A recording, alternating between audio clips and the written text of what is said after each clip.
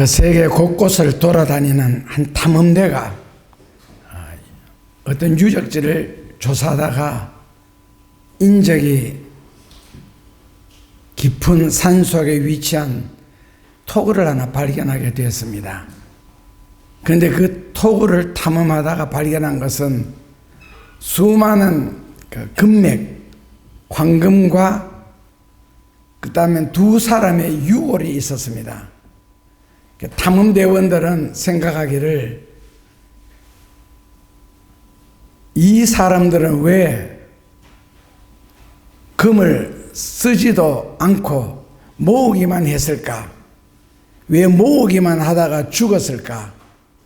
그 이유를 알기 위해서 연구를 하다가 발견한 것은 한동안 이들은 금을 캐면서 토굴에서 생활을 했습니다. 그들은 금을 모으는 재미에 푹 빠졌고 금을 모으는 데만 정신이 팔렸고 금을 통하여서 그들은 희망을 얻었고 금이 그렇게 좋을 수밖에 없었습니다. 그래서 거기에 정신이 팔려서 한참 금을 모으는데 그 금을 모으는 재미로 그들은 앞으로 다가올 것을 생각하지 못했죠. 그러니까 먹을 식량을 준비하지 않은 상태에서 겨울이 다가오는 것을 채비하지 못한 채 계속 금만 모으다가 이 정도면은 우리가 이제는 얼마든지 넉넉하게 살 수 있도록 모았다라고 생각하는데 자기를 또 모르는 사이에 겨울 한복판에 와 있었습니다.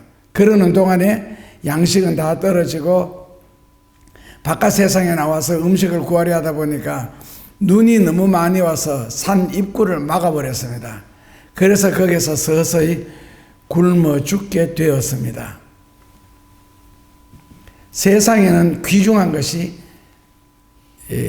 금인데 그 금에는 세 가지 귀한 금이 있다고 합니다. 첫째로는 여러분들 생각에는 가장 귀한 금이 첫째로는 황금, 둘째로는 소금, 셋째로는 지금.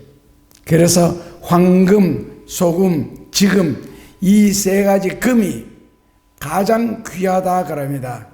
황금의 중요성은, 돈의 중요성은 현실을 살아가는 우리에게는 뼈저리게 생각하는 겁니다.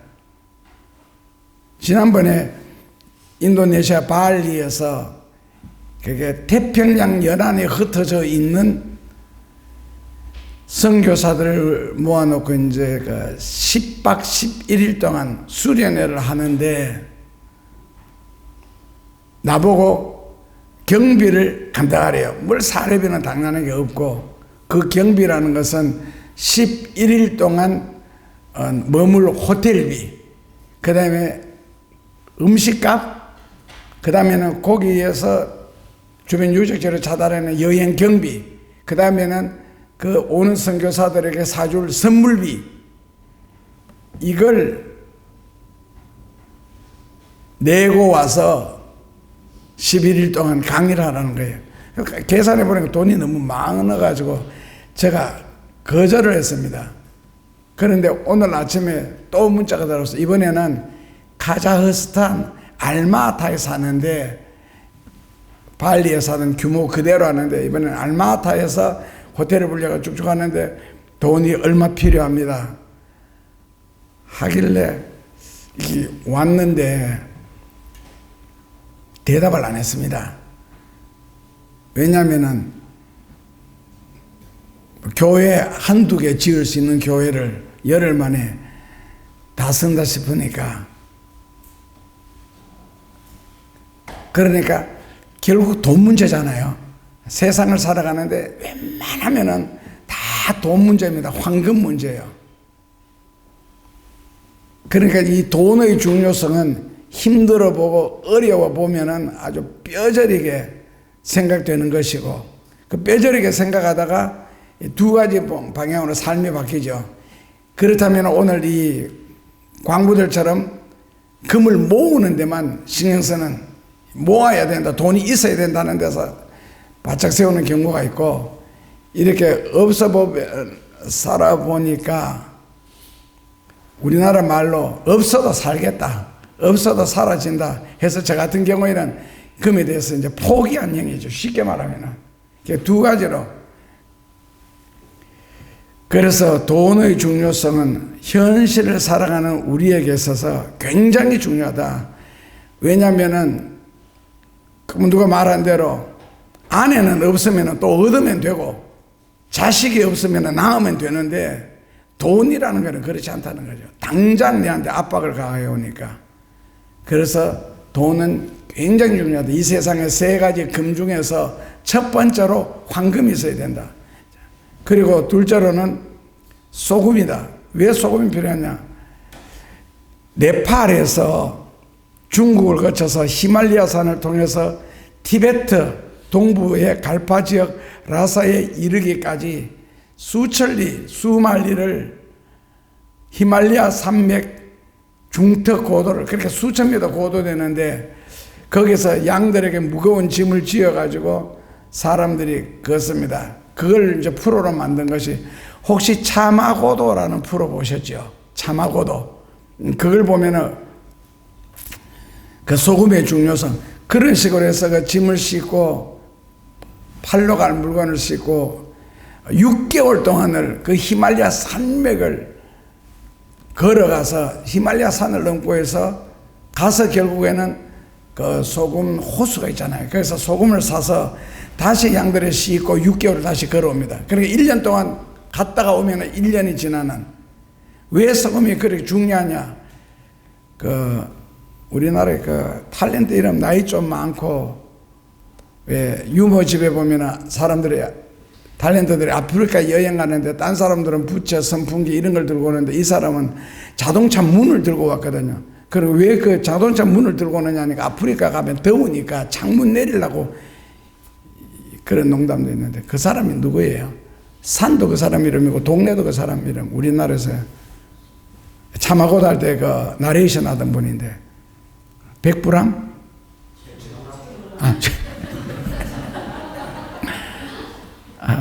최불암 씨요. 최불암 씨가 나레이션을 참 잘했거든요. 그때 그 사람들에게 그 질문하죠. 왜 소금을 구하기 위해서 이 히말라야산을 넘어가 6개월 동안 걸어갔다 6개월 동안 걸어오냐. 그대가 떨어졌다 그러면 그냥 죽습니다. 그게 중국에서 제가 버스를 타고 이 히말라야산 중턱을 한번 달리는 걸 차 탔는데 버스 타이어 뒤에가 두 개인데 두 개 중에 하나는 낭떠러지에 걸려있고 그 하나로 달리는데 참 운전 잘합니다. 그런데 여기에서는 버스 사고 난 적이 한 번도 없습니다 그러는데 그 말을 믿을 수가 있어야지. 그러니까 양들도 낙타들도 미끄러졌다 그러면 죽는데 저 밑에 보니까 파란 물이 계곡 사이로 흐르는데 저게 여기서 몇 메다 정도 됩니까? 그러니까 저 물에서 우리가 차 지나가는 요 길까지가 2km랍니다. 2000m 위에서. 그걸 6개월 동안 걸어갔다 온다고 생각하니까 왜 소금이 100불, 누구? 최보람 씨. 왜 소금이 그렇게 귀합니까? 하니까 이 하는 사람들이라는 말이 소금이 없으면 동물들도 다 죽고 사람도 죽는답니다. 살기 위해서 소금은 반드시 있어야 된다 하면서 그렇게 고생하는 것을 볼 때 소금이 참 중요하구나. 우리는 소금이 너무 흔하게 있고 또 가까이 있고 또 소금 없는 집은 없으니까 생각하니까 우리는 너무 쉽게 너무 편하게 먹는 건데 저 사람들에게는 그 소금이 저렇게 귀하구나 하는 것을 깨닫게 되었습니다. 그리고 1년 내내 걷다가 결국에는 시간적으로는 무엇보다가도 다 시간이 해결하니까 지금이다. 지금의 중요성을 이제 깨닫는데 지금이라는 시간 속에 무엇을 뿌리느냐, 얼마나 뿌리느냐, 얼마나 열심히 뿌리느냐에 따라서 미래가 좌우되잖아요. 이 농경사회라는 것은 봄에 뿌리고 여름에 땀 흘리고 가을에 거두어서 겨울에 안식한다. 이거 남진 가수의 지금은 장로가 됐는데 노래에 보면은 그 사람이 1970년대 히트 쳤던 노래 있잖아요. 저 푸른 초원이 하는 거. 거기 보면 이 가사가 쭉 나오거든요. 봄이 되면 씨를 뿌려, 여름이면 메고, 가을이면 하고 겨울이면 행복하네. 이게 농경사업 이게 하나의 텀이거든요. 그러니까 월급 받는 곳에는 한 달 텀으로 돌아오고 증권회사 같은 경우에는 초 단위로 돈 단위가 바뀝니다. 그러니까 서울은 분 단위로 돈을 버는 것이고 일반 도시들은 월 단위로, 시골은 1년 단위로 인생 텀이 이렇게 돌아가는데, 그러니까 지금이라는 게 굉장히 중요하다는 거죠. 건강을 잃어보면은 건강의 중요성을 비로소 깨닫게 됩니다. 그러니까 상의들은 건강을 잃지 않기 위하여 미리 예방을 해주는 거. 약도 상약, 가장 고급 약, 가장 훌륭한 의사라 그러거든요. 나이가 들면은 젊음의 소중성을 깨닫게 됩니다. 인간이 이제 미련하다 그러는데 정도 차이는 있겠지만은 어느 누구나 다 그런 것 같아요. 저는 이제 왜 학생 시절로 다시 돌아갔으면 열심히 공부해가지고 뭐 출세할 텐데, 이는 뭐 과거로 다시 돌아갔으면 하는데, 저는 과거로 돌아갈 자신이 없는 이유가, 제가 국민학교 6학년 때부터 시작을 해서 한 50살 정도, 60살 정도까지는 지금 내가 과거로 돌아갔다고 해서 그때만큼 그때 살았던 한 40년 정도 열심히 산 것을 도저히 지금 가도 제가 흉내를 못 낼 것 같아요. 그렇게 열심히 살지 못할 것 같아요. 왜냐하면 시간이 딱 정해져 있잖아요. 24시간. 새벽 4시 반쯤 엄마하고 같이 새벽 기도 가면은 새벽 예배해도 30분. 근데 엄마하고 자고는 평균 2시간 정도를 새벽 기도 가서 기도하고, 그리고 집에 와서 막 헐레벌떡 밥 먹고 보따리 사서 이제 학교 가면서 다시 교회를 둘러서 기도하고, 그 다음에 학교를 가고, 그리고 학교 수업 마치면 바로 집에 오지도 않고 가방을 맨 채로 아시는 것처럼 산에 가서 기도하고, 김유신 장군 묘 뒤에 그 기도하는 시간이 여름 같은 경우에는 보통 한 4시간에서 5시간, 6시간씩 기도하고, 겨울 같으면 한 3시간, 4시간. 그러니까 기준이 뭐냐, 해 빠지는 시간. 여름에는 낮이 기니까 그렇게 기도하고 오면서 교회를 들러가지고 다시 1시간에서 2시간 정도 기도하고, 그리고 집에 오면 보통 밤 한 8시, 9시 되거든요. 그러면 그때부터 바로 잠을 자기 시작해서 11시 반에서 12시 사이에 엄마가 깨워주면 일어나서 세수하고, 그 다음에 저녁 먹고, 그 다음에 12시부터 책상에 앉아서 새벽 4시 반까지 공부하고, 그리고 새벽 4시 반에 다시 새벽 기도하고, 이런 생활을 초등학교 6학년부터 중학교, 고등학교, 그리고 대학 다니면서도, 그리고 신학 다니면서도, 그리고 하루에 기도를 3번 작정해서 하는 것. 오전, 새벽, 그리고 낮 12시 반, 그리고 저녁. 이거는 이제 신학을 하면서 그렇게 했고요. 그리고 목회를 하면서. 왜냐하면은 하루에 기도 시간을 11조를 해야 된다. 그래서 11조를 계산해 보니까 2시간 12분 정도. 그러니까 2시간 30분을 기도하면 넉넉한 11조가 되겠다 해서 그렇게 시간 맞췄는데, 새벽 기도 가서 2시간 반을 했을 때와, 그 다음에 새벽 기도 가서 1시간 기도하고, 점심시간에 다시 30분 기도하고, 저녁 시간에 1시간, 이렇게 하니까 2시간 반이 되더라고요. 그래서 그렇게 기도 생활을 하는 것하고, 그 다음에 저녁에 가서 한 번에 몰쳐서 3시간 기도하는 것하고, 신앙생활을 하면서 영적인 흐름을 이렇게 살펴봤더니, 저녁 기도 가서 한 번 3시간에 몰아서 기도하니까 신앙 믿음이 점점 서서히 떨어져요. 그리고 아침 저녁으로 갈라서 1시간 반을 기도해 보니까 믿음이 그냥 똑같이, 믿음이 좋아지지도 않고 낮아지지도 않고 그대로 가는 것 같고, 하루에 3번을 기도해 보니까 믿음이 이렇게 살아나는 것 같아서. 그러니까 학교 다닐 때는 12시 반이 점심시간이니까 이제 학교 강단에 가서 딴 친구들은 이제 식사할 때 그냥 부르짖어 학교 떠나가라고 기도했고요. 그리고 이제 만약에 그게 길에 다닌다든지 어디 간다든지 이럴 때는 이제 시간 못 맞추는 시계 딱 보고 12시 한 15분 20분 되면은 이제 교회는 문을 다 잠그어 놓더라고요. 그래서 교회에 들어가서 기도 못하고 이제 12시 반 가까이 됐을 때는 기도할 장소를 못 얻으면 주로 많이 한 곳이 전봇대 뒤에 붙어서 가지고 30분 동안에도 그런 식으로 해도 율법적으로 하여튼 3번씩을 맞춰서 해보니까 이게 영이 확 살아난 느낌이 들더라고요. 그리고는 뭐 버스를 탄다, 기차를 탄다, 하여튼 뭐 하면은 옆에 앉아있는 사람에게는 반드시 전도를 했고, 전도를 했을 때 대체로 사람들이 많이 울었고, 그리고 뭐 저 같은 인간도 교회 다녀도 됩니까? 라는 제일 많이 들은 소리가 그렇게 살았는데, 지금 내가 돌아가서 그만큼 과연 열심히 살 수 있어요? 전 자신 없어요. 그건 이제 묻는데 왜 이 말씀을 드리느냐면은, 이런 자랑하는 사람 있잖아요. 건강 하나는 내가 끝내준다. 목회자들도 그런 경우들 여러 명을 봤는데, 건강 하나는 끝내주다 하는 목사님들 치고 60 넘는 사람을 제가 본 적이 없고요. 50 넘는 사람도 잘 못 봤습니다, 실제로는. 대략 40대 중후반에 갑자기 죽고 느닷없이 죽고 한겨울에도 막 건강 하나는 끝내준다면서 옷 다 벗고 밑에만 입고는 막 해변가를 막 뛴다든지 산을 뛴다든지 하는 사람 더 빨리 죽더라고, 이상하게. 그러면 건강 하나는 내가 끝내준다. 그러면 다른 거는 끝내주는 거 하나도 없다는 뜻인가? 그런 생각도 이제 해봅니다. 그런데 생각을 해보니까 세상에 과연 믿을 게 있는가? 나 자신도 마찬가지고, 만약에 뭐 심장이 내 것이다. 그런 심장을 왜 수술해? 심장 수술하는데 얼마나 아픈데요. 뭐 콩팥이 내 것이다. 그 콩팥 왜 수술해? 소변은 내 맘대로 본다. 그거 다 젊었을 때 이야기죠. 나이 들어봐요, 소변 지 맘대로 보는가? 절대로.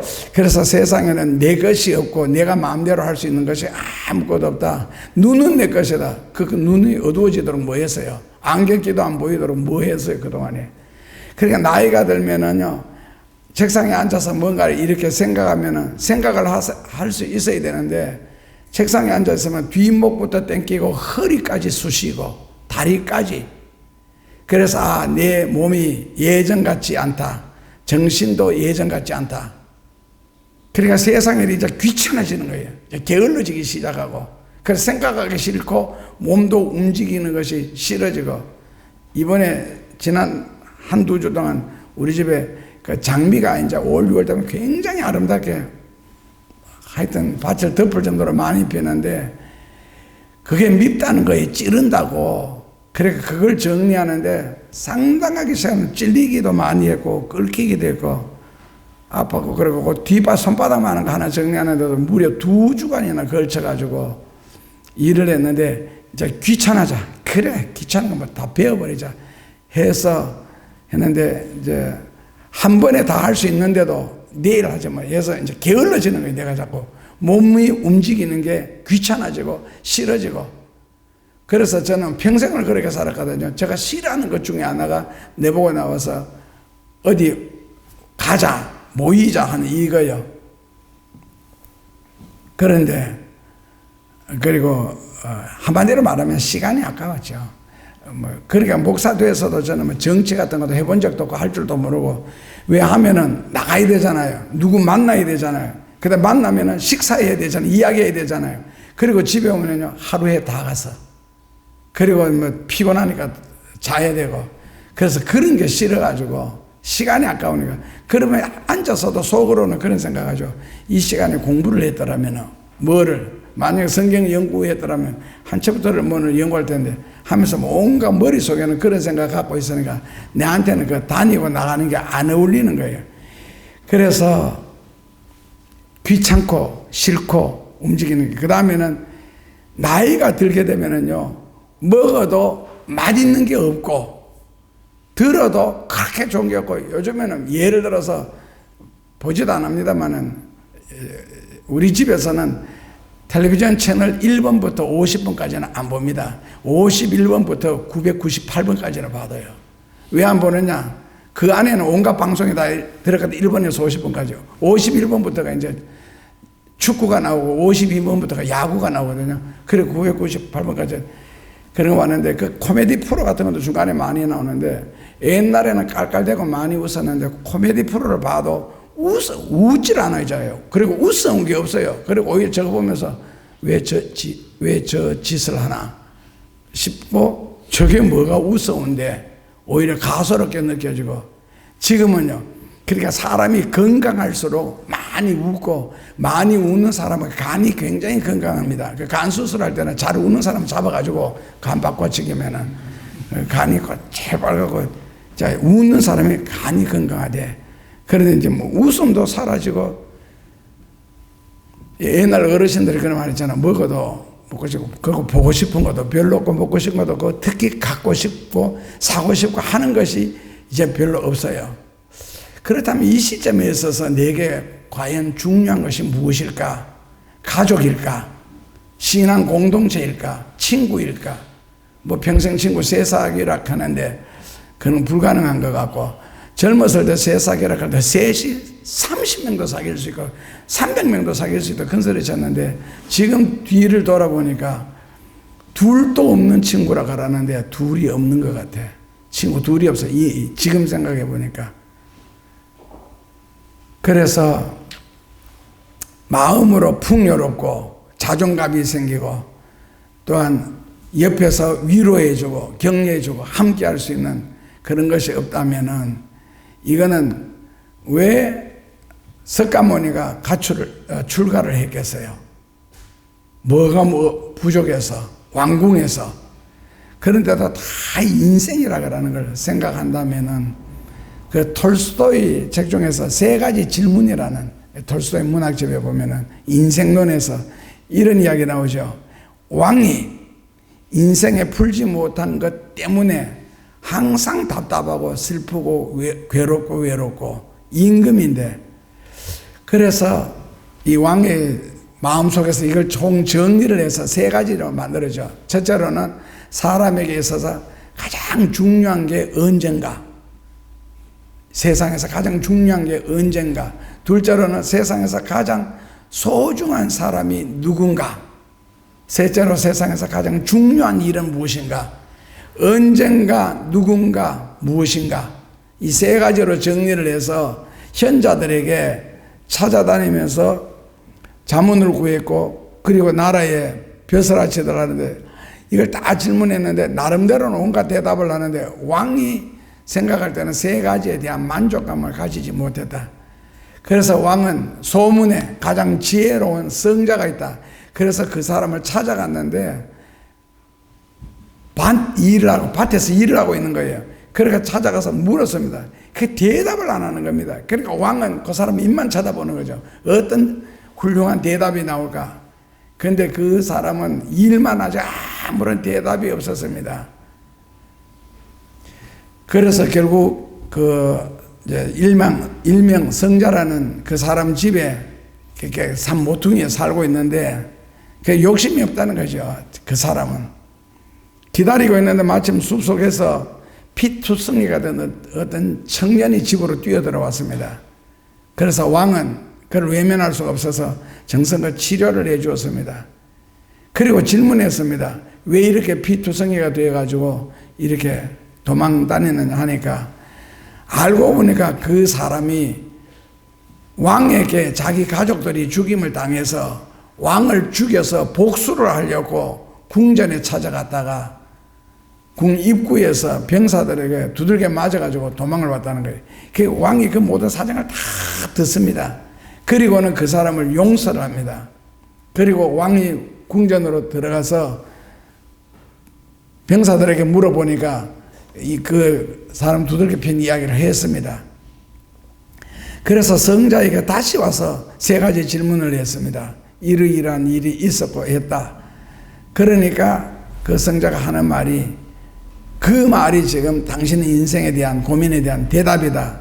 세상에서 제일 중요한 때는 바로 지금이라는 것. 지금이 가장 중요하다. 그리고 가장 중요한 사람은 지금 내 앞에 있는 사람. 이 세상에서 가장 소중한 사람이고 그리고 가장 중요한 일은 내가 사랑을 실천할 때다. 사랑을 베푸는 때다. 그래서 지금이라는 시간의 소중성을 비로소 깨닫게 되는데, 사람들은 지금이라는 걸 함부로 낭비를 하잖아요. 그런데 분명하게 깨달아야 할 것은, 젊었을 때의 인생을 열심히 살지 않으면은 늙을 가치가 없습니다. 사람이 나이가 들게 되잖아요. 그럼 인생을 대충 살아가게 되거든요. 그리고 기껏 하는 말이 뭡니까? 노인들이 죽어버리면 그만이지. 죽을 가치도 없습니다. 그런 사람은요. 젊었을 때 열심히 일을 하고 시간을 채웠을 때에 이 늙음의 가치, 나이의 가치가 나타나는 거고, 그 나이 속에 무언가 가득 채웠을 때 마지막에 죽어도 신 앞에 가든지, 하여튼 미래에 가서 어떤 그 죽음의 의미, 귀한 것을 깨닫게 되는 것이지, 열심히 살지 않으면은요, 기껏 하는 말이 죽으면 그만이지. 그러니까 죽음의 의미도 모르면서 내세의 가치를 알겠어요. 내세의 가치를 모른다면 자동적으로 신앙의 중요성을 모르겠죠. 신의 존재를 모르겠고. 그렇다면은 세상에는 금이 세 가지가 있는데 어느 한 가지도 무시하거나 버릴 것이 없다는 겁니다. 황금, 소금, 지금. 여기 포기할 것은 하나도 없습니다. 사람의 죽음 앞에서 금이라는 것은 쇠덩어리, 돌덩어리, 그리고 만약에 화폐라면은 휴지도 못합니다. 우리 어렸을 때는 1950년대는 그때는 그 화장실에 가면은 그 화장실에 볼일을 보고 엉덩이를 닦아야 되는데 닦을 종이가 없으니까 뭐를 많이 했느냐면, 조금 잘 살 때 비료 포대 그거 찢어가지고 막 열심히 문대 사고, 그러고 좀 부자가 되고 잘 살 때에 신문 가지고 닦으면 그게 시커매집니다. 그 신문을 가지고 많이 했고, 그거보다 조금 더 어려울 때는 집단, 벼집, 그걸 엉덩이를 막 두드리면 뒤에 가는 거는 그걸 뽑아가지고, 그러니까 집단을 가지고 엉덩이를 닦았고, 그 다음에 들판이나 산에 가서 볼일 보면 돌을 주워가지고 그 돌 가지고 닦았고, 그 다음에 이 화장실이라는 게 처음에 나왔을 때는 말이 빠지네. 이게 아까우니까 접어가지고 닦고는 그 버리면 안 되고 말려야 됩니다. 말려가 그 다음에 뒤집어가지고 또 닦고, 그래 화장실 이거 접었다 그러면 접힌 순서대로 다 닦을 다 안 버리고 그렇게 했고, 내가 전라도 해남에 젊은 시절에 전도하러 갔는데 거기는 또 뭐라 그러나 새끼줄을 화장 쳐가지고 볼일 보고는 그걸로 지나간다는 거예요. 화장지를 찾았더니 거기 있다는 거예요, 줄이. 근데 이때까지 거기 있다 왔는데 없던데 하니까 보니까 뒤에 옛날에 그 농사질 때 그 줄이 하나 있는데 글로 한번 지나가면 그거 다 닦인다는 거거든. 그래서 새끼줄을 이렇게 엉거주춤해가지고 걸어가는데, 오래된 새끼줄 특징은요, 이게 이제 거칠거칠한 게 없어지고 누렇게 그냥 이렇게 코팅이 돼 있어요. 하도서. 그러면 이제 고체로 버리고 다른 거 가지고 또 넣고. 그거보다가 더 어려울 때는요, 돌 있잖아요. 이걸로 화장실에 하나 갖다 놓고. 그러니까 우리처럼 뭐 옛날에 직간, 뒷간이라고 그랬잖아요. 단지 같은 거 심어 놓고 그 퐁당 파뜨리고, 그 똥물 금방 보고 나는데 볼일을 볼 때 퐁당하잖아요. 똥물이 쭉 올라와요. 얼굴에 정통으로 맞습니다. 그러니까 몸을 흔들어가면서 볼일을 봐야 되지, 점잖하게 볼일보다는 큰일 납니다. 똥물 다 튀겨 나오거든요. 그런데 그 해남이 그때는 참 가난했던 거, 지금은 잘 모르겠는데, 그러니까 이 볼일 보는 데가 어디 있느냐니까 그 이스랑갱, 우리는 그 이스랑갱 가니까 그것을 기다리고 있으라는 뜻으로 받아들였는데, 화장실이 거기 있다는 뜻이 보니까 자꾸 말을 하다 보니 없던 데 하다 보니까 요런 돌 크기가 중간에 하나 있는가. 그럼 돌 있으면은 거기서 어떻게 볼일 보느냐 하니까 중심을 잡으면 돼. 그 중심 잡는 게 없던데 하니까 막대기가 하나 있다 거기. 그걸 앞에 잡고 그 삼각형 중심을. 그래. 근데 이제 우리는 대구 말로 이제 그 봤는데 거기 한번 이게 뭐 하는 돌인가 싶어가 올라가 봤는데, 꼰드라봐 가지고 도저히 볼일을 못 보겠다 하니까 저쪽에서 꼰드랍는 게 뭐랑 깽 그러더라고. 꼰드랍는 것도 이 꼰드라운 걸 설명을 하는데 온갖 말도 했습니다. 삼각형 거꾸로 세우는 것 같다. 아이가 물가에 불가에 노는 것 같다. 온갖 소리다. 아이가 이해를 시켜서. 그랬더니 이제 막대기를 가지고 이제 중심을 잡아가지고. 그러면 사람들이 그렇게 해서 볼일 봤으면 그 피조물의 흔적이 있어야 되는데 깨끗하다라 했더니 볼일 보고 난 뒤에 그 막대기를 가지고 뒤에 재 있잖아요. 거기다 볼일 보고 이렇게 쳐서 올려래요. 아, 이 폼을 딱 잡아보니 이 골프 시조가 여기 전라남도 해남인가 싶은 생각이 들더라고. 그래서 그 올라가서 같이 이제 걸음이 된다고. 그런 때도 있었는데, 개봉동에 있을 때 우리 교회 어떤 청년이 화장실을 쓰는데 빠바바바바 꺼내는데 좋게 한 3m는 트는 것 같아. 그래도 모르 끝에 조금밖에 사용 안 하지 않고 묻는 부분이 우리나라가 많이 잘 사라졌다. 식당 같은 데 가면 먹지도 못하면 식사 다 끝나는 무렵에 반찬 셀프 코너에 가지고 또 수북하게 담아서 또 버리잖아. 그 귀한 거, 그 비싼 거를 속을 아까워 죽겠는 거 있잖아요.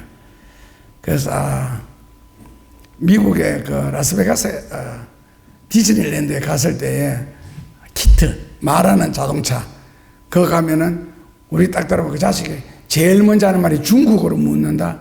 나 중국 아니다. 그럼 그 다음에 일본 말로 물어요. 한국이라고 하면 미안합니다. 안녕하십니까. 차가 말을 해요. 자유롭게 하는 말이 한 13개국어 되는가 봐. 키트. 영화로도 우리나라에 많이 텔레비전에 됐는데 거기 갔을 때 흑인이 그 햄버거라 그럽니까? 여러 층 해가지고 먹는 거. 미국 진짜 햄버거는 입 아무리 벌려도 안 들어가거든 그게요. 근데 그 큰 햄버거를 한 입 두 입 먹고는 쓰레기통에 버리는 거 있죠. 그래. 너희들이 가난하게 살 이유를 하겠다. 절대로는 그런 부자가 안 돼. 그따위 식으로 살면은. 그걸 왜 버려, 그렇게 한두 입 먹고는. 그런 걸 봤는데, 사람이 죽음 앞에 딱 다다르게 되면은, 이 돈이라는 화폐, 수표 같은 거는 화장지도 못 합니다. 미끄러워서요. 안 됩니다, 그거. 그러니까 금이라는 것은 쇳덩어리에 불과하고, 돈덩어리에 불과하고, 화장지로도 못 쓰는 물건이 되어버린다고. 죽음 앞에서는. 그렇다면은요, 황금을 가지고 소금은 사면 됩니다. 돈 주고 사면 되고요. 그러니까 지금 가장 중요한 것은 무엇이냐? 황금도 소금도 아니고 지금이라는 것이죠. 소중하다는 게. 그러니까 돈보다가도 더 중요한 것이 지금이다. 그러니까 책을 읽다가 보면은 하나님이 인간에게 아주 공평하게 주신 것이 있는데 그것은 바로 시간이라는 겁니다. 그 한 시간은 60분이고 60분은 하여튼 하루 24시간을 초로 따지면 86,400초 됩니다. 분으로 따지면 1,440분이고요. 86,400초. 하나님은 1인당 똑같이 매일 86,400원씩 주었다는 거죠. 하나님은 공평한 분이다. 근데 그 지금이라는 86,400조를 어떻게 쓰느냐에 따라서 인생의 미래가 달라진다. 그 지금이 소중하다. 그런데 젊은이들의 착각이 뭡니까? 자기들은 절대로 늙지 않는 걸로 알거든요. 그게 옛날에 갈 때 이제 학생들 청년 시절에는 노인들이 무슨 말하고 어른들이 말했다 그러면은 그걸 다 무시했거든요. 그런데 지금 살면서 느끼는 것은 옛날에 현자들이 노인들이 한 말이 틀린 것이 하나도 없구나. 그게 이제 내가 나이를 먹어 보니까 그런 것을 깨닫게 되는 겁니다. 그래서 지금이라는 시간을 잘 이용해서 지금 따뜻해야 되고 지금 행복해야 되고 지금 보람이 있어야 되고 지금 사랑하며 살아야 미래가 있지 않겠나. 지금은 어떤 것으로도 살 수가 없고 어리석을수록 시간을 낭비하고 지금을 무시합니다. 아무것도 아니니까요. 누구든지 다 가지고 있는 거니까. 누구든지 다 가지고 있는 것을 얼마나 잘 활용하느냐에 따라서 인생의 성공과 실패가 좌우된다. 그래서 황금보다도 더 소중한 것들로 지금을 채워야 된다는 것이죠. 그래서 성경에는 뭐라고요? 세월을 아껴라. 이걸 지금 우리말로 해석한다면, 제가 만약에 한다면은 세월을 아껴라가 아니고 지금을 아껴라 라고 하고 싶습니다. 그래서 오늘 본문을 통해서 이 지금의 중요성과 세월의 중요성, 결국 이것이 앞으로 예수님 오시는 날 앞에 설 날 우리가 내세 하는 모든 것이 다 포함되어 있으리라 생각하는데, 에베소서 5장 15절 16절에 차분하게 읽으면서 원문을 해석해 드리겠습니다. 그런즉 너희가 어떻게 행할 것을, 그러니까 어떻게 살 것을 자세히 주의하라. 지혜 없는 자같이 살지 말고 지혜 있는 자처럼 살아라. 그렇게 사는 방법이 뭐라고요? 세월을 아껴라. 이유는 때가 악하니라. 그래서 어리석은 자처럼 살지 마라. 우리말로 바꾸면요, 지금이라는 시간을 낭비하지 말고 지금이라는 시간을 무시하지 말라는 거죠. 인생을 지혜롭게 살아라. 지혜 없는 자같이 살지 말고, 지혜롭게 사는 삶의 비결이 무엇이냐? 그것은 지금을 아끼는 것, 세월을 아끼는 것. 결국 시간이 흐르면서 인생의 성공과 실패는요, 지금이 다 강조됩니다. 만약에 공부하는 학생 같으면은, 만약에 자기가 원하는 좋은 대학에, 안 그러면 외국에 유학을 간다. 그랬을 때에 그 간다고 해서 합격하는 것이 아니고, 고등학교를 졸업하고 대학에 시험 친다고 해서 자기가 원하는 대학이나 자기가 원하는 과에 들어가는 것이 절대로 아니라는 것이지. 지금 내가 어떻게 얼마를 채웠느냐에 따라서 그것이 나중에 합격 불합격을 좌우하는 것이지, 그때 가서 시험 치다 택도 없습니다. 지금이 비어 있는데 뭐를 가지고 시험 칩니까? 그래서 지금을 아껴라. 그러니까 훌륭하게 된 사람들, 유명하게 된 사람들 특징은요, 작은 시간을 허비하지 않는 것. 크게 부자 된 사람들 특징도 또 마찬가지고요. 이유는 세상이 악하기 때문이다. 그러니까 악한 세상의 결말은 뭡니까? 심판이잖아요. 그러니까 지금 하나님 앞에 지혜롭게 살지 아니하면은 나중에 지금이라는 것이 미래가 되어서 내가 하나님 앞에 설 때에 과연 심판을 감당할 수가 있을까? 지금이 없는데 무엇을 가지고 미래에 내세울 수가 있겠어요? 그래서 세월을 아껴라는 겁니다. 그렇다면 세월을 아끼는 가장 좋은 방법이 무엇이냐? 술 취하지 말라. 이는 방탕한 것이니 오직 성령의 충만함을 받으라 그랬습니다. 그 대답이요, 지금을 가장 아끼는 방법이. 그 15절에 그런즉 너희가 어떻게 행할 것을 자세히 주의하여 지혜 없는 자같이 말고 오직 지혜 있는 자같이 하여. 그러니까 지혜 없는 자같이 살지 말고 지혜 있는 자같이 살아라. 여기서 지혜 없는 자의 삶이라는 것은 원어에는 이렇게 놨습니다. 하나님을 떠나서 살지 마라. 두 번째 뜻은 진리를 떠나서 살지 마라. 그게 지혜 없는 자의 삶이라고 설명을 합니다.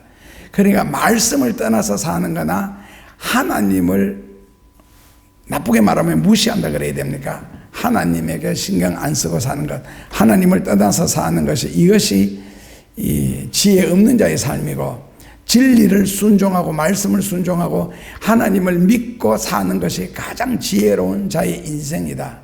그래서 지혜가 있고 없이 사는 두 부류의 인생을 비교해 보면요, 하나는 말씀을 순종하는 자의 삶이고 한쪽은 말씀을 불순종하는 자의 삶이다. 그렇다면 말씀을 순종한 자와 말씀을 불순종한 자의 삶은 나이가 들었을 때 그것이 이제 평가가 나오죠. 그러면서 하나님을 섬기며 사는 사람들의 모습을 보라는 겁니다. 16절에 세월을 아끼라고 하십니다. 이유는 때가 악하기 때문에. 그래서 악한 시대가 다가오기 때문에 우리말로 바꾸면 자기에게 주어진 인생의 시간을 놓치지 마라. 모든 것은 때가 있다는 겁니다. 그 전도서 3장 1절에처럼 천하의 범사의 때가 있는 것처럼 그 때가 왔을 때에 그 때 속에는 두 가지가 있거든요. 행운도 오고 축복도 오고 그 다음에 불행도 오고 저주도 오는 거거든요.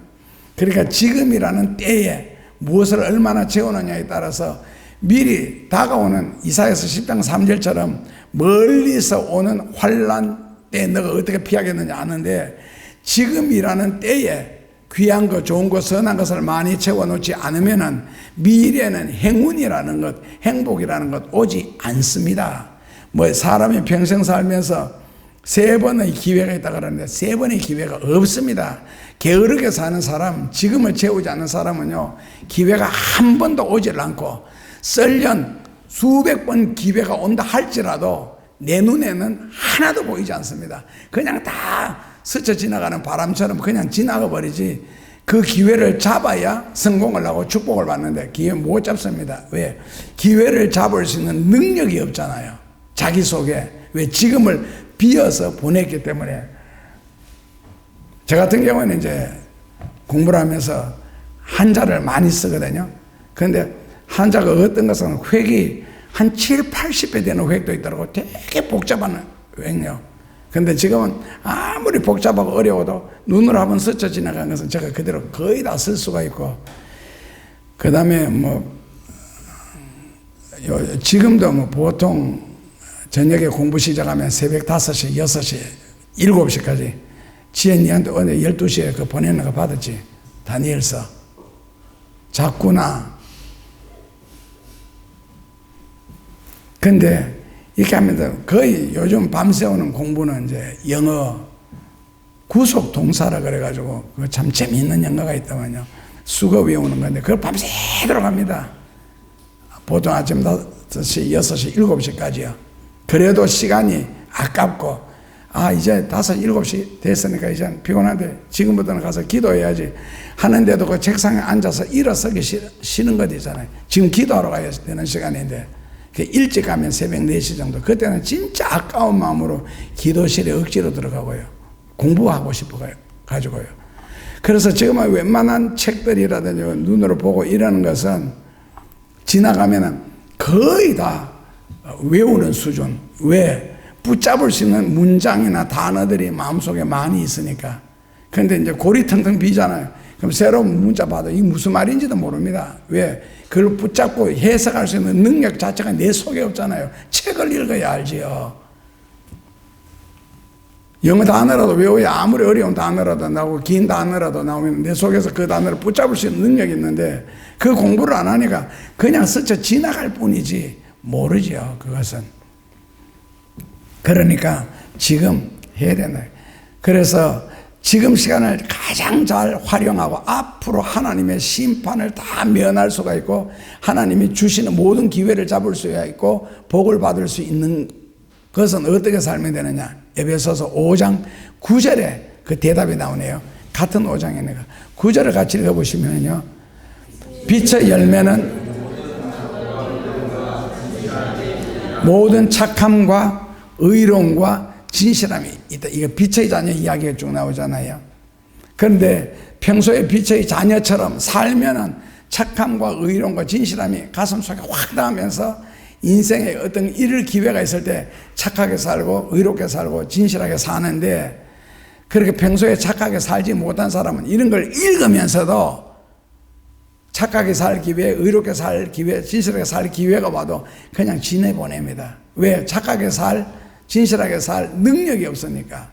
그걸 붙잡을 수 있는 마음속에 능력이 없잖아요. 평소에 그렇게 안 살았으니까. 그래서 왜 착하게 의롭게 진실하게 살아야 되느냐? 오직 주의 뜻이 무엇인지 이해하라고 우리가 읽었죠. 자, 그 다음에 17절에 보시면은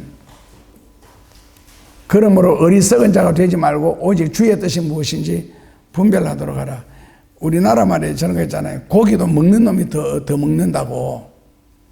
그러니까 진실하게 사는 사람이 진실하게 살아지지, 진실하게 못 사는 사람은 진실하게 흉내는 내도 진실하게 살아지지를 않습니다. 제가 목회자 수련회나 목사님들 만나면 한 번씩 하는 이야기가 있는데, 똑같이 목회를 40년, 50년 했는데 인생을 끝나리. 지금 끝나고 나는데 지금 기껏 하는 말이 왜 나를 안 도와주느냐. 우리 교회 같으면 이제 선교를 많이 하는 줄 아니까 선교는 해외만 하는 것이 아니다. 국내에서도 얼마든지 할 수 있다. 그래서 자기 도와달라는 거거든. 지금 어려우니까. 그래서 제가 대표 기도하면서 한번 그랬습니다. 거지의 왕초가 되시는 예수님, 거지 근성 들린 주의 종들이 많사오니 저 거지 근성을 주여 채워주옵소서. 그럼 이때까지 목회를 그런 식으로 했다는 말이에요. 똑같은 성경구절을 읽고 똑같은 성경구절을 대고 똑같은 성경구절을 외우면서도 결론은 뭡니까? 하나님은 거지의 왕초라는 거지. 그렇게 부유하신 하나님, 전능하신 하나님 온갖 소리 다 해놓고는 그럼 그렇게 평생을 설교하고 기도했는데 안 이루어진 이유가 뭡니까? 교우들 가정에 가서 기도할 때도 하나님 어떻게 하든지 가난하게 살게 하시고 어떻게 하든지 남한테 빌어 처먹고 살게 하시고 그렇게 축복 기도했을 때까지 그 말도 안 되잖아요. 그러면은 잘 되게 기도하고 형통하도록 기도했는데 왜 안 되는 이유가 뭐냐는 거예요. 똑같은 말씀을 읽고 똑같이 귀신 들린 사람을 쫓아내는데 그 귀신 들린 사람 귀신을 쫓아내지 못하는 이유는 또 뭐고? 이유가 뭐겠어요? 영역입니다. 영역. 하나님이 함께 하심이라는 거. 하나님이 함께 하시지요. 우리 속에도 함께 하시고 우리와 함께 하시고 늘 우리와 함께 하시죠. 함께 하시는 하나님이 하나님의 능력을 발휘할 수 있는 기회를 사람들이 안 줬잖아요. 말로만 하나님이 전능하신 하나님, 위대하신 하나님, 풍성하신 하나님, 온갖 소리 다 했지. 그 말로만 했거든요. 그 위대하시고 능력이 많으시고 하는 역사하시는 그 하나님을 붙잡을 수 있는 능력이 자기 속에 없잖아요. 왜요? 기도 그만큼 안 했잖아요. 살아오면서. 성경 말씀 그렇게 절실하게 안 받아들였잖아요. 살아오면서. 그러니까 마가복음 16장 16절 이하에 보면은 20절까지 보면은 주께서 주의 자들이 두루 복음을 전파할 때 주께서 함께 역사하사 그 따르는 표적으로 말미암아 주님의 말씀을 확실하게 증가하시니라.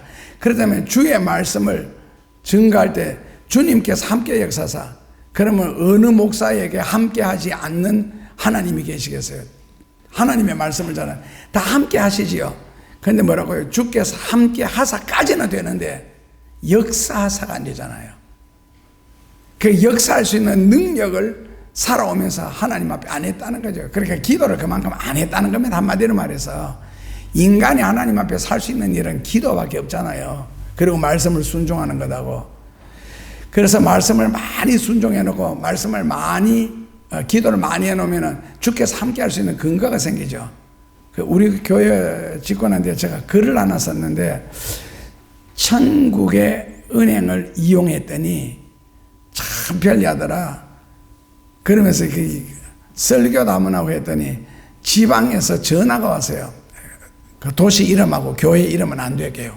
같은 우리 통합적인데 왔는데 보니까 목사님 목소리는 아니고 누구세요? 그랬더니 자기 교회가 지금 건축을 하고 있는데 그 교회에 자기가 사무장이래요. 그 여자 간사예요.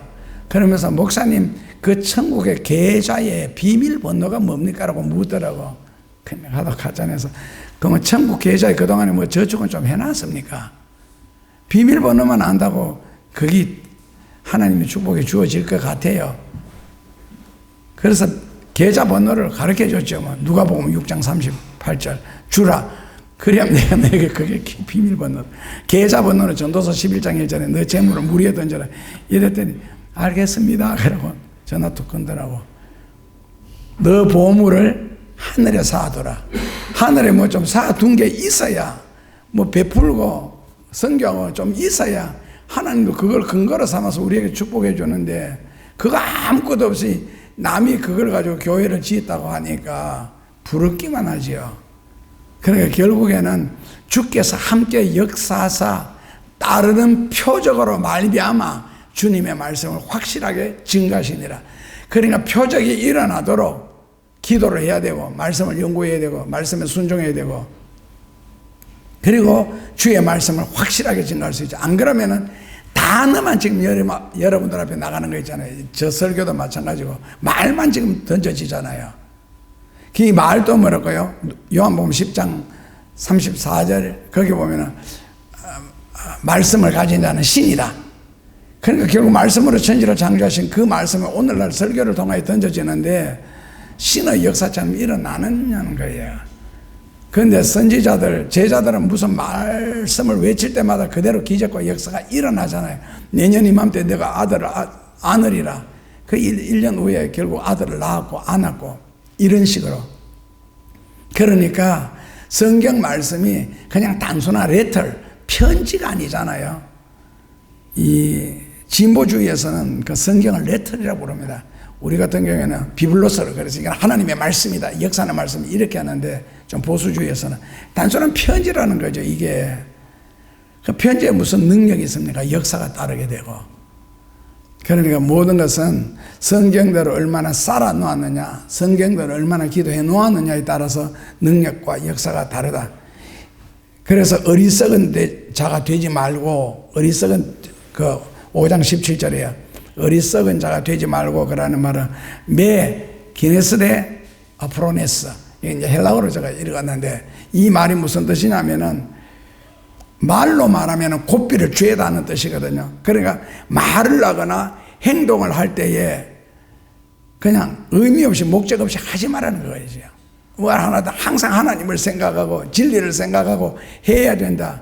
그래야 어리석게 사는 인생이 아니라, 그 지혜롭게 사는 인생은 한마디로 말하면 주님과 더불어 사는 생활. 그래서 모든 일에 일일이 성경을 생각하고 절제하며 살아라. 그래서 돈을 한 푼 쓸지라도 이 돈이 여기서 쓸 가치가 있는가? 만약에 예수님이 옆에 계신다면 기뻐하시겠는가? 아니면 낭비하고 허비하는가? 이런 식으로 생각을 하고 살아라. 그러니까 성경에서 떠나지 말라는 뜻입니다. 그렇다면 하나님의 뜻이 무엇이냐? 18절에서 21절에 보면은 하나님의 뜻이 나옵니다. 18절이 바로 술 취하지 말라 이렇게 시작을 하는데, 술 취하지 말라 한 이유는 방탕해지기 때문에. 술 취함 속에는 방탕, 타락, 변질 이런 뜻이 있거든요. 어느 성경에서는요. 그래서 방탕하지 말고 타락하지 말고 변질되지 마라. 그래서 술 취하지 말라는 말은 그렇게 살아라는 겁니다. 그러면 술 안 취하고 사는 방법은 뭐냐? 오직 성령의 충만함을 받아라. 당시에 그 헬라 사람들은 신과 교제하거나 인간적인 기쁨에 빠져들기 위해서 술을 사용했는데, 그 당시에 술의 신이 바카스입니다. 이 길바닥에 많이 쓰는데 그 바카스가 술의 신이라는 뜻이거든요. 그래서 그 제사를 지내면서 바카스 신에게 제사를 지내는데, 그렇다면 거기에서 인간의 활락, 그 다음에 현란한 춤, 그 다음에 노래, 그 다음에는 술, 이제 이런 것이 어울려져서 인간이 최고 절정에 오르는 기쁨을 누릴 수 있다. 황홀경이라고 그러죠. 그 황홀경에 빠지기 위해서 마지막으로 하는 순서가 술 마시는 거. 그리고 그 예배가 끝나면은 그 다음에 이제 교회 사이제에 따라서 다른데, 보통 뭐라고 해야 됩니까? 혼자 사는 아가씨, 그 시집 안 간 아가씨, 작게는 300명에서 많게는 1000명 정도가 대개 있어요. 그러면 그 예배를 참석한 남자는 그 아가씨를 한 명씩 데리고 가서 그 다음에 이제 섹스를 하는 겁니다. 왜냐하면 최고의 황홀경이 이렇기 때문에.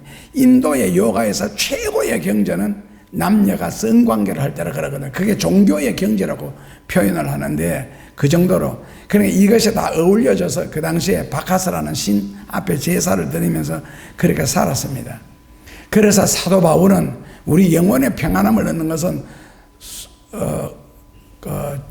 춤, 노래, 음주, 현란한 그런 거, 어떤 거, 성관계하는 거, 이런 것이 이 인생의 스트레스를 풀고 즐거움을 회복하는 것이 아니라, 영혼의 평안함을 얻기 위해서는 성령 충만함을 받아라. 그게 인생의 답이다. 이렇게 가르칩니다. 그래서 성령의 은혜를 받으라고 바울은 무척 강조를 하죠. 그리고 성령의 충만한 은혜 우리가 다 받아야 되죠. 한 번씩은 꼭 받아야 되는데, 이거는 어느 날 우연히 주어지는 것이 아니고, 사도행전 2장 38절 39절에 보면은 간절히 사모하라, 즉 죄사함을 받는 자에게 주시는 하나님의 은총인데, 누가복음 11장 13절에서는 성령 충만함을 간절히 사모해라, 그래야 받을 수가 있습니다. 그 성령의 은혜는 꼭 받아야 성경이 이해가 되고 말씀을 순종할 수 있는 능력이 생깁니다. 그러니까 성령 충만함을 간절히 사모하라. 그 자면서도 꿈에서라도 성령 충만 주시옵소서, 이 정도로 사모하라는 겁니다. 그래서 회개하고 사모해야 성령의 은혜를 받을 수 있다. 사도 바울은 거기까지 우리에게 요구하는 겁니다. 성령 충만함을 받아야 할 이유는요, 하나님의 뜻을 깨닫기 위하여. 하나님의 뜻을 깨닫기 위하여. 그렇지 않으면 성령의 은혜를 받지 못하면 하나님의 뜻을 절대로 깨달을 수는 없습니다. 성령의 감동 감화 없이는 성경 자체로 절대로 이해가 되지 않습니다. 인간적으로 돌려버리죠. 그래서 성경에는 성령 충만함을 받아라. 그러니까 목회자들마다 같은 성경 본문을 가지고 설교 내용이 다 다른 것이 얼마나 성령의 은혜가 충만하냐에 따라서 성경을 보는 각도가 확 달라지거든요. 그러니까 국민학생이, 중고등학생이, 대학생이 세상을 보는 눈이 다 다르다는 겁니다. 이 세상에는 세 가지 중요한 금이 있는데, 첫째로는 황금, 둘째로는, 셋째로는 지금. 세상에는 황금과 소금과 지금이 항상 있을 것인데 그 중에 제일은, 설교 제대로 들으셨네. 그 고린도전서 13장 14절에 있습니다. 14절도 열심히 찾으세요. 고린도전서 13장 13절에 뭐가 있어요?